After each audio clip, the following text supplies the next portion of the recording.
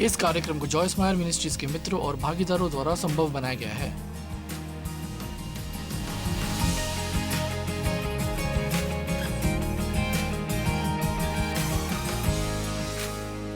खैर, आनंद लो प्रतिदिन के जीवन में आपका स्वागत है। मैं सचमुच प्रसन्न हूँ कि आज आप हमारे साथ शामिल हुए हैं। आपके लिए मेरे पास एक संदेश है जो मेरे ख्याल से आपको काम आएगा। ना कि इससे हमें बहुत आनंद आएगा, पर मेरे ख्याल से ये आपके लिए बहुत सहायक होगा रोजमर्रा की जिंदगी में। हमारे संदेश का शीर्षक है आज डोंट ब्लो एक्सक्यूज। अब आप में से कुछ सोच रहे होंगे, आप पहले से ही जानते हैं कि मैं किसके बारे में बात करने वाली हूँ। शायद कुछ हद तक आप जानते हो, पर मेरे ख्याल से यहाँ कुछ एलिमेंट होंगे जो शायद आपको आश्चर्यचकित करे। 2 तीमुथियुस 1 साथ में लिखा है, परमेश्वर ने हमें भय की आत्मा नहीं दी है। अब ये समझ लीजिए, क्योंकि परमेश्वर ने हमें भय की नहीं पर सामर्थ और प्रेम और संयम की आत्मा दी है। अब एम्प्लीफाइड बाइबल में लिखा है सामर्थ, प्रेम और संयम, अनुशासन का आत्मा और आत्मनियंत्रण का। पर मुझे यकीन है आज आप अनुशासन और आत्मनियंत्रण के बारे में बात नहीं करना चाहते, तो हम थोड़ी देर के लिए उसे एक और छोड़ देते हैं। असल में मैं इस शास्त्र वचन के पहले हिस्से के बारे में ही बात करूंगी। परमेश्वर ने हमें भय की नहीं पर सामर्थ की आत्मा दी है। मैं आपके बारे में नहीं जानती, पर मुझे वो सामर्थ बहुत पसंद है। मुझे ये शब्द सामर्थ बहुत पसंद है। यदि आप बस इस समय जहाँ कहीं भी हो, बस इसे बोल दीजिए सामर्थ। ये बहुत इतना अच्छा लगता है। मुझे बहुत खुशी है कि परमेश्वर ने हमें आत्मा दी है कमजोरी की, रोने धोने की और कायरता की। परमेश्वर ने हमें सामर्थ की आत्मा दी है। इसका मतलब यह है कि हम वो कर सकते हैं जो हमें अपने जीवन में करने की ज़रूरत है, क्योंकि परमेश्वर ने कभी भी, मैं चाहती हूँ कि आप ये समझ लें, क्योंकि मैं नहीं चाहती कि आप अपने जीवन में किस चीज़ का सामना करें, पर मुझे यकीन है कि आप में से कुछ बड़ी बातों से निपट रहे हैं और शत्रु आपके कानों में फुसफुसा रहा है कि तुम इसे नहीं कर सकते, ये बहुत ज़्यादा है, तुम इसमें सफल नहीं होने वाले, तुम इसे बर्दाश्त नहीं कर सकते। पर परमेश्वर आपको योग्यता की सामर्थ्य देंगे।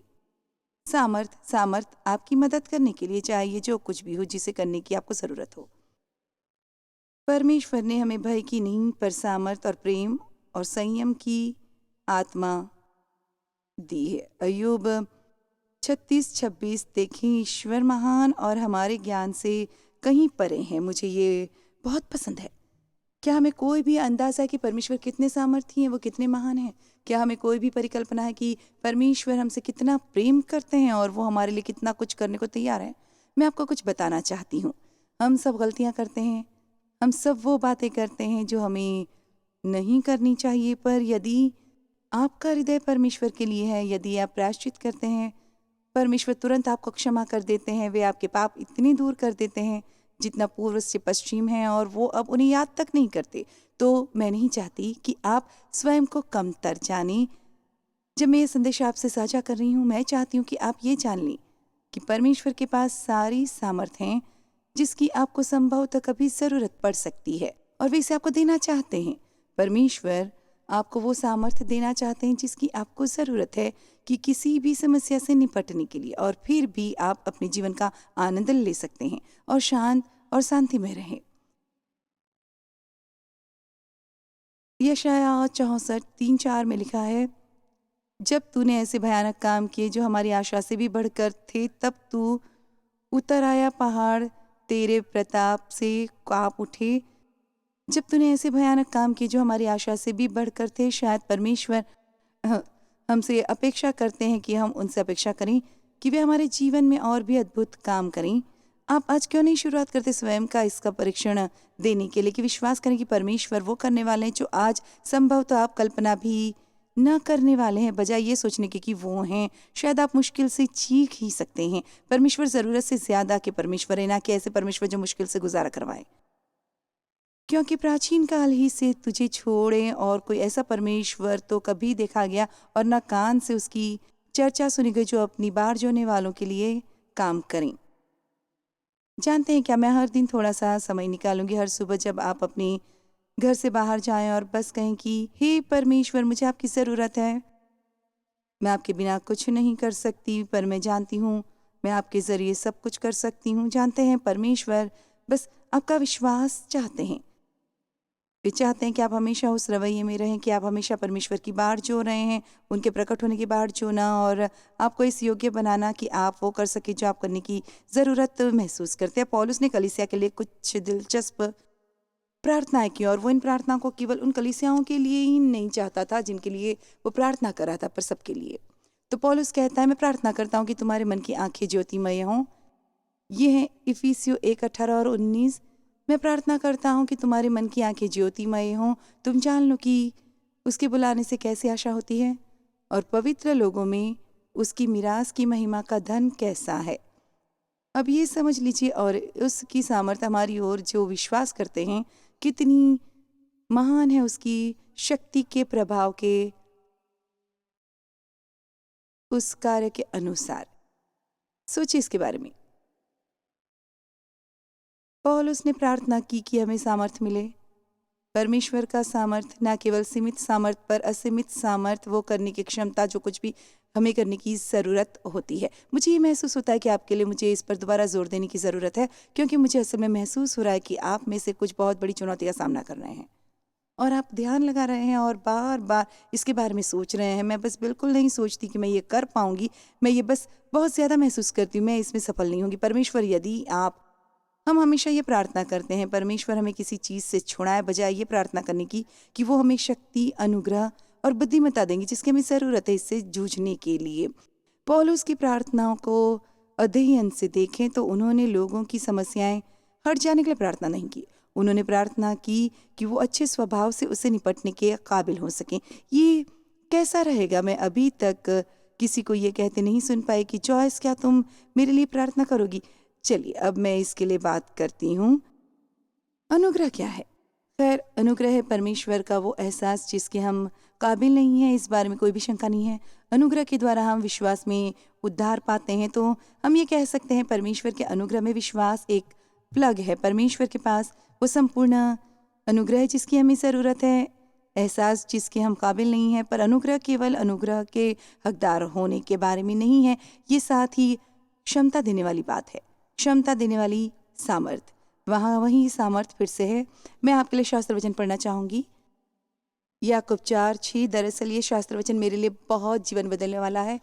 जब 35 साल पहले परमेश्वर ने मुझे इसे समझने का ज्ञान दिया, पर वे हमें अधिक और अधिक अनुग्रह देते हैं, ना केवल अनुग्रह बल्कि और अधिक अनुग्रह। यदि आपको और अनुग्रह की ज़रूरत है और आपको उससे अधिक ज़रूरत है, यहाँ तक कि इससे भी ज़्यादा की ज़रूरत है, देखिए परमेश्वर रिसेशन में नहीं है, वो चीज़ों के ख़त्म होने के ख़तरे में नहीं है। उनके पास वो सारी सामर्थ्य जिसकी आपको ज़रूरत है, सारे अनुग्रह जो आपको चाहिए, सारी दयालुता जो आपको चाहिए, सारी क्षमा जो आपको चाहिए।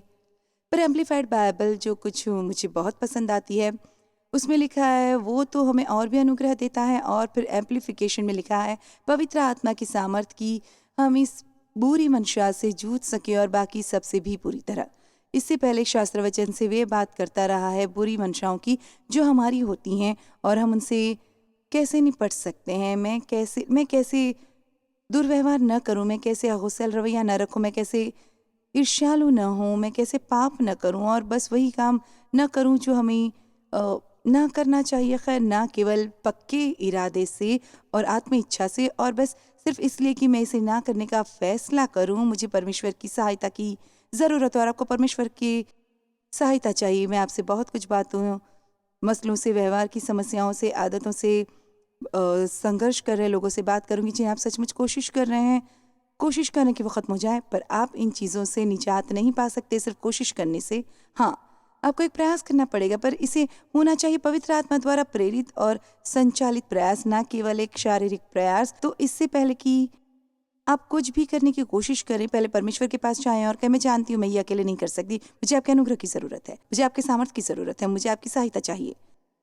तो वो कहना अनुग्रह पवित्र आत्मा का सामर्थ्य है इस मंशा और अन्य सभी से पूरी तरह जूझने से। तो मैं आपको दोबारा याद कराना चाहूँगी, स्वर्ग में कोई भी पावर शॉर्टेज नहीं है, और मैं फिर से आपको याद कराना चाहूँगी कि अनुग्रह केवल विश्वास द्वारा ही प्राप्त किया जा सकता है। विश्वास हमारा प्लग है परमेश्वर के अनुग्रह में। तो चलो बस कह लें इसके बारे में बात करने के सिलसिले में कि परमेश्वर के सामर्थ्य में विश्वास आपका प्लग है तो शायद इस समय मुझे ये कहना चाहिए कि क्या आप अनप्लग्ड हैं। मेरे ख्याल से बहुत बार हमारी यही समस्या होती है। अब मेरे पास यहाँ ये लैंप है तो मैं कोशिश कर रही हूँ कि ये चीज़ ऑन हो जाए और मैं ये अंदाज़ा नहीं लगा पा रही कि बल्ब वहाँ है, मुझे पता नहीं कि ये काम क्यों नहीं कर रहा और फिर मैं जान पाती हूँ कि ओ, ये तो अनप्लग्ड है। तो मैं इसे प्लग इन करती हूँ और फिर हमें मिलती है रोशनी। शायद हो सकता है आपको ज़रूरत है और ज़्यादा रोशनी की।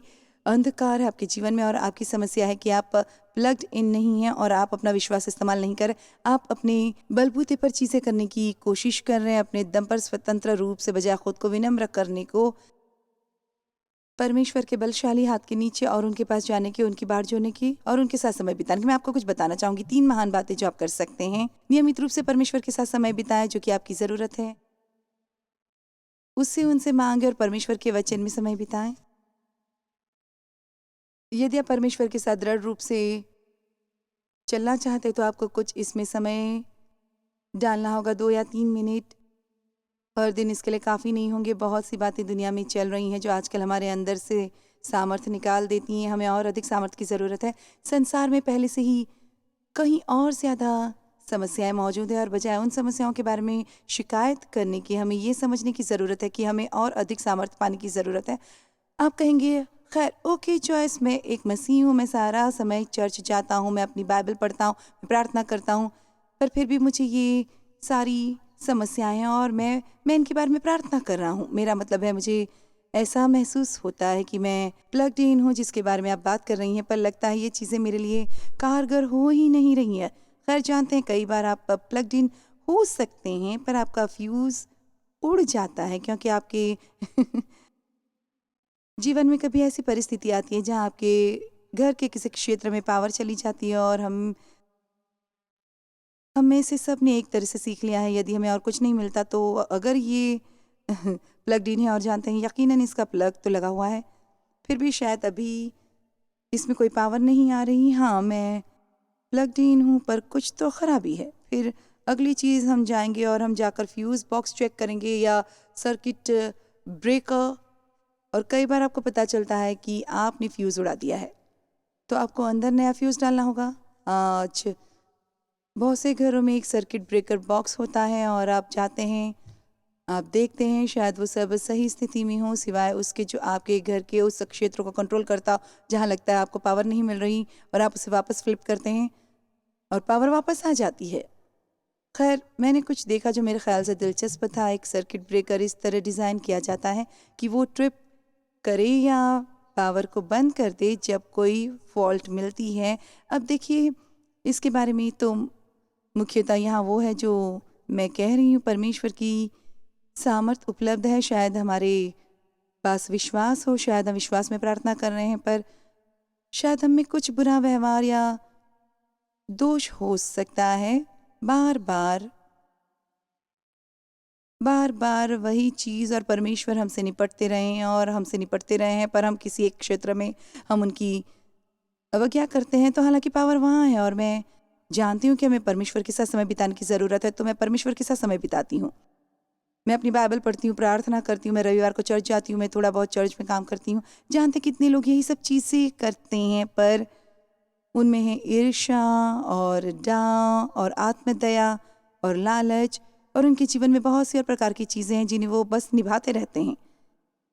जानते हैं, हमें मसीह में विश्वासी होने के नाते ये जानने की ज़रूरत है कि हमें बुलाया गया है अविश्वासियों के बीच से निकल आने को। और इसका मतलब ये नहीं कि उनसे कोई लेना देना न रखो, पर इसका अवश्य ये मतलब नहीं कि हम उनकी तरह व्यवहार नहीं कर सकते। हम संसार में हैं पर हम संसार के सदृश नहीं हैं। या 3 चीज़ें जो आपके सर्किट ब्रेकर को शॉर्ट सर्किट कर सकती हैं, और शायद आपको अपने जीवन में कुछ चीज़ों को रीसेट करना पड़े, और मुझे उम्मीद है कि आज आप मेरी बातें समझ रहे हैं। तो पहली बात है शिकायत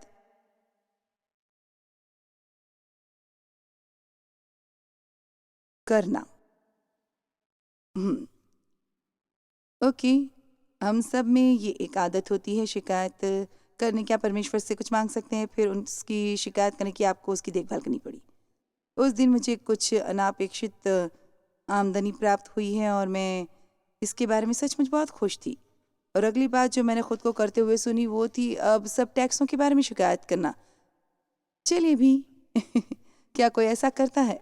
खैर, परमेश्वर चाहते हैं कि मैं आशीषों पर फोकस रहूं, उन टैक्सों के बारे में शिकायत ना करने लगूं जो मुझे देनी पड़े। मेरा मतलब है वो मेरे लिए उसका इंतज़ाम कर सकते हैं जहाँ मुझे कोई टैक्स ना देना पड़े, फिर मेरी कोई आमदनी नहीं होगी।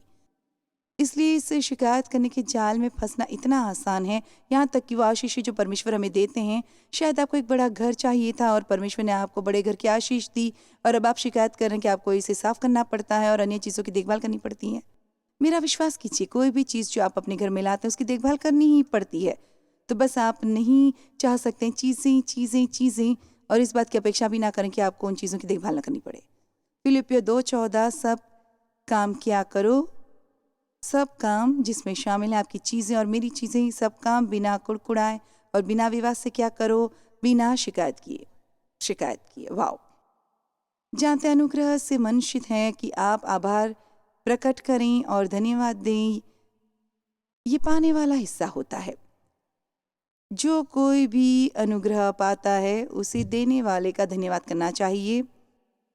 जो परमेश्वर है निश्चय ही शिकायत ना करें पर धन्यवादी हों। दरअसल मेरे ख्याल से ये 2 शब्द थैंक यू संसार के सबसे सामर्थ्य शब्द है। मैं सोच रही हूँ बस एक किताब लिखने की इस शब्द थैंक यू पर। हमें परमेश्वर को थैंक यू कहना चाहिए और शायद उससे भी कहीं ज़्यादा लोगों को जितना हम करते हैं उससे कहीं ज़्यादा पौलुस हमेशा परमेश्वर का धन्यवाद करता रहा। उसने उन्हें उनके अनुग्रह के लिए धन्यवाद कहा, उन्होंने उनके सामर्थ्य के लिए धन्यवाद कहा, उसने उनके आशीषों के लिए उन्हें धन्यवाद कहा, उसने लोगों को सिखाया लोगों को धन्यवाद करना। 1 थिस्सलुनीकियों 5:18 में लिखा है, हर बात में धन्यवाद करो क्योंकि तुम्हारे लिए परमेश्वर की यही इच्छा है। मैं आपसे एक प्रश्न पूछती हूँ कि आप शिकायत करते रहते हैं कि आप कुड़कुड़ाते हैं, बड़बड़ाते हैं और दोष ढूंढते हैं? थोड़ी चुगली के बारे में क्या ख्याल है आपका? आप अपने दोस्तों के साथ इकट्ठे होकर चुगली करते हैं। शायद इन बातों के कारण आपका फ्यूज़ उड़ रहा है और आज ही आपको ज़रूरत है कि आप जाएं और अपने सर्किट ब्रेकर को दोबारा रीसेट करें और कहें, ठीक है परमेश्वर, मैं समझ गई, मैं आपसे प्रेम करती हूँ, मैं अवश्य ही आपसे प्रेम करती हूँ प्रभु, पर मैंने शत्रु को छिप कर अपने पास आने दिया और मुझे उससे बुरी आदतों की एक शैली मिल गई और अब मैं ये समझ गई हूँ कि ये आपको प्रसन्न नहीं करने वाले। परमेश्वर आपको प्रेम करना बंद नहीं करते, पर हमें अधर्मियों की तरह नहीं जीना है और उस तरह की सभी बातें करें जो परमेश्वर हमसे करना चाहते हैं और फिर परमेश्वर के पास जाएं और कोई प्रार्थना करें जो हमें हमारी जिम्मेदारी को एहसास दिलाती हैं। और मुझे आशा है कि आपको मेरा प्रचार पसंद आएगा क्योंकि मुझे आज अपना प्रचार पसंद है। मैं इस तरह की बातों के बारे में प्रचार करना पसंद करती हूँ। मैं आपके बारे में नहीं जानती पर मुझे सहायता की ज़रूरत है, मुझे किसी की ज़रूरत है जो मुझे वचन का प्रचार करे, जो मुझे सही दिशा में ले जाता रहेगा क्योंकि शरीर बहुत शक्तिशाली है और ये सचमुच कोशिश कर सकता है आपको भटकाने की और ले जाने की। पौलुस कहता परमेश्वर को उसके उस दान के लिए जो वर्णन से बाहर है धन्यवाद हो। फिलिपियो 4:6 किसी भी बात की चिंता मत करो परंतु हर एक बात में तुम्हारे निवेदन, प्रार्थना और विनती के द्वारा धन्यवाद के साथ परमेश्वर के सम्मुख उपस्थित की जाएं। जानते हैं धन्यवाद करना और एक आभारी हृदय हम में से ये इच्छा की जागृत करता है कि हम दूसरों के प्रति भला करें। पूरी बाइबल में आप पाते हैं प्रश्न, मेरा मतलब है धन्यवाद देने के बारे में शास्त्र वचन मेरे पास उनमें बहुत से हैं पर मैं उन सबको नहीं पढ़ सकती। यह एक और तरीका है जिसे आप अपने पावर को शॉर्ट सर्किट कर सकते हैं।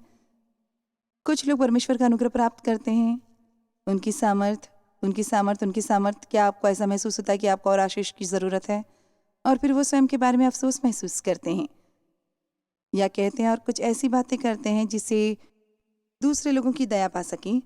खैर भाई, मैं ऐसा था, मैं पहले से ही वचन की शिक्षा दे रही थी और परमेश्वर पर विश्वास कर रही थी कि मेरी मिनिस्ट्री बढ़ेगी और मैं परमेश्वर पर विश्वास कर रही थी कई किस्म की चीज़ों के लिए और बस मैंने सोच लिया कि मैं विश्वास की एक महान महिला हूँ और मैं दूसरे लोगों को बाइबल की शिक्षा दे रही थी और मैं चर्च की सर्विस में जा रही थी और परमेश्वर के लिए काम कर रही थी और ऐसा लगता था बातें अभी भी मेरे लिए कारगर नहीं हो रही थी। पर मेरी एक और बुरी आदत थी जो थी स्वयं के बारे में अफसोस महसूस करना। मुझ में आत्मदया की समस्या थी और परमेश्वर ने एक दिन मुझे बताया, तुम या तो दयनीय हो सकती हो या सामर्थ्य, तुम दोनों नहीं हो सकती। और आपने मुझे ये पहले कहते सुना है। अब मैं लोगों से बात कर रही हूँ जिन्होंने आपको आत्मदया में फिसलने दिया। जानते हैं क्या, शायद आज कोई भी नहीं है जो मुझे देख रहा है जिसे हक हो कि मेरे लिए दया महसूस करें, चाहे आप किसी भी परिस्थिति में क्यों ना हो। आत्मदया आपकी सफलता के लिए जवाब नहीं है। स्तुति और धन्यवाद परमेश्वर में अपना विश्वास डालना, लोगों तक पहुंचना और उनका भला करना, ये तरीके हैं अपने जीवन में परमेश्वर के सामर्थ को खींचने के। यदि आपकी ये आदत है कि बैठकर स्वयं के लिए अफसोस महसूस करते रहो, तो ऐसा मत करो। ये मूर्ति पूजा है, ये है कि हम स्वयं की ओर मुड़े रहें और हम खुद पर करुणा कर रहे हैं। और जो परमेश्वर चाहते हैं कि हम करें वो है दूसरे लोगों के प्रति करुणामयी हों जो दुखी हैं। अब मैं ये नहीं कह रही कि आपका जीवन इतना कठोर ना हो और शायद आपके साथ बहुत सी नाइंसाफ़ी हुई हो। मैं बस आपको ये बता रही हूँ कि पूरी तरह आत्म दया से भरे रहना आपकी मदद नहीं करेगा। तो परमेश्वर चाहते हैं कि आप जाओ और अपना सर्किट ब्रेकर सेट करो, अपना एक फ्यूज़ आपने उड़ा दिया और आज आपको कुछ बातें रीसेट करने की ज़रूरत है। और कुछ लोग हैं जो मुझे बताते हैं, मुझे सुनने के बाद, जिन्हें मैंने शिक्षा दी कि स्वयं के लिए अफसोस ना करो, और उन्हें इससे बहुत सी समस्याएं होती थी। तब भी जब उन्होंने मुझे इसके बारे में टीवी पर कहते सुना, उन्होंने ये महसूस किया कि वो बिस्तर पर लेटे हुए हैं खुद के बारे में अफसोस करते हुए। और आप जानते हैं कि आप क्या कर सकते हैं, आप इसे झाड़ कर फेंक सकते हैं और आप वापस जा सकते हैं परमेश्वर में सामर्थ्य होने की। और बाइबल में एक व्यक्ति हैं जिसके बारे में मुझे बात करना बहुत पसंद है। और यूहन्ना 5:1-9 में हम एक आदमी को देखते हैं जिसे 38 साल तक लगातार एक रोग था, और साल में एक बार एक स्वर्गदूत तालाब पर आता जो कहलाता था बेतसदा, और वो पानी को हिलाता था। और जब पानी में बुलबुले उठ रहे होते थे और वो हिल रहा होता तो कोई भी पहले उसमें उतर जाता, उसे एक चमत्कार मिलता। खैर, ये व्यक्ति उस तालाब के किनारे 38 साल से लेटा हुआ था अपने चमत्कार की बाट जोते हुए। क्या मैं आज किसी से ये बात कर रही हूँ जो अपने चमत्कार के लिए 38 साल या उससे ज़्यादा से इंतज़ार कर रहा है? आप में से कुछ सोचते हैं कि आप 2 दिन तक इंतज़ार करते रहें, और फिर यीशु इस व्यक्ति के पास आया और उससे कहा, तुम इस अवस्था में कितने साल से हो? खैर, वो पहले से ही जानते थे कि 38 साल से था। मेरे ख्याल से वो कोशिश करते कि ये आदमी जान ले कि 38 साल से इस अवस्था में था। हाँ, ये तो बहुत लंबा अरसा है। और यीशु आगे जाकर उससे इस बारे में बात करते हैं, क्या तुम चंगे होना चाहते हो? क्या सचमुच तुम पूरे दिल से चाहते हो कि तुम चंगे हो? क्या तुम चंगे होना चाहते हो? मेरा मतलब है किस किस्म का प्रश्न है। हाँ, मैं चंगा होना चाहता हूँ। और उस आदमी ने कहा, हाँ, यहाँ ये दर्ज है वचन 7 में। उस बीमार ने जवाब दिया, जवाब मैं चाहती हूँ कि आप सुने। हे प्रभु, मेरे पास कोई मनुष्य नहीं कि जब पानी हिलाया जाए तो मुझे कुंड में उतारे, परंतु मेरे पहुँचते पहुँचते दूसरा मुझसे पहले उतर पड़ता है। अब मुझे क्षमा करना यदि आप ये नहीं देखते, पर मैं यहाँ आत्मदया देखती हूँ। मेरी सहायता करने के लिए कोई नहीं है। खैर, उसके पास परमेश्वर थे।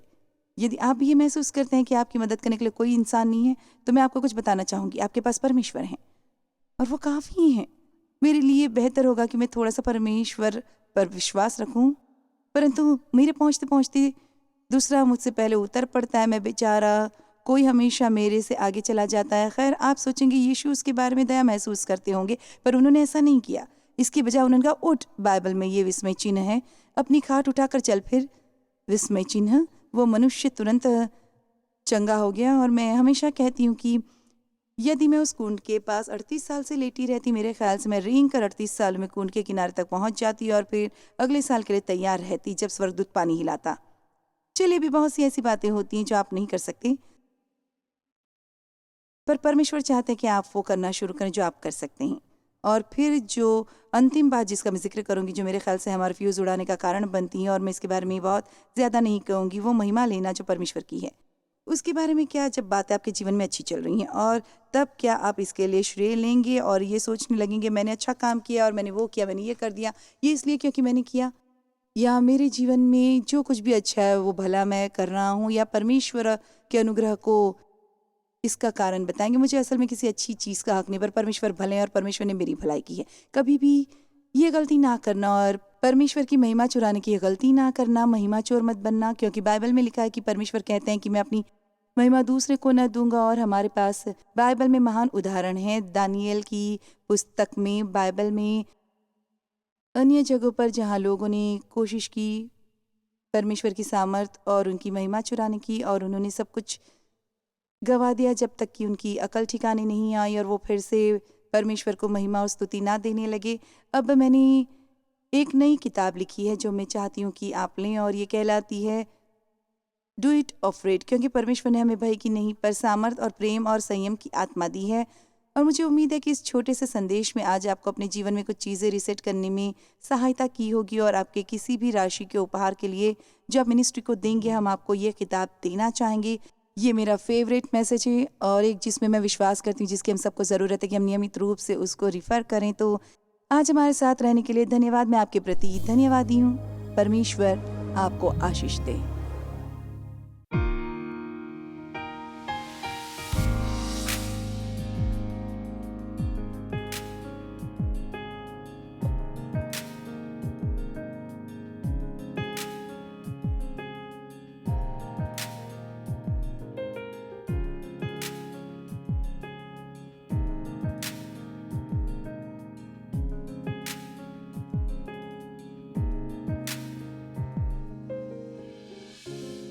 इस कार्यक्रम को जॉयस मायर मिनिस्ट्रीज के मित्रों और भागीदारों द्वारा संभव बनाया गया है।